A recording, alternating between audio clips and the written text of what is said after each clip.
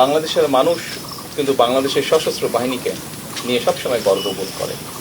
বাংলাদেশের সশস্ত্র বাহিনীকে বাংলাদেশের মানুষ স্বাধীনতা এবং সার্বভৌমত্বের প্রতীক হিসাবে বিবেচনা করে। বর্তমানে পৃথিবীতে আজকে থেকে 20 বছর 25 বছর বা 30 বছর আগে যুদ্ধের ধরন যেমন ছিল, এখন যুদ্ধের ধরন পাল্টে গিয়েছে।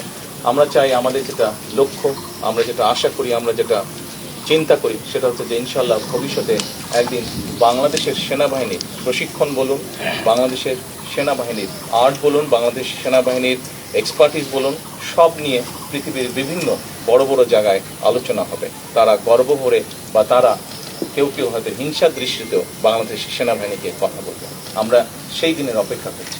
সেনাবাহিনীর একটি মূল বিষয় হচ্ছে প্রশিক্ষণ, আরেকটি মূল বিষয় হচ্ছে চেইন অফ কমান্ড। এইটি আমাদেরকে, কারণ ডিসিপ্লিন রক্ষা করতে হলে অবশ্যই চেইন অফ কমান্ড আমাদেরকে মানতে হবে। এই দুটোইকে যদি আমরা এক করতে পারি, তাহলেই একই সাথে টেকনোলজির যদি ইনপুট আমরা দিতে পারি, তাহলেই আমরা একটি শক্তিশালী সেনাবাহিনী গড়ে তুলতে সক্ষম হব ইনশাআল্লাহ। সশস্ত্র বাহিনীকে আমরা ধীরে ধীরে পর্যায়ক্রমিকভাবে আমরা একটি শক্তিশালী বাহিনী হিসেবে করতে চাই।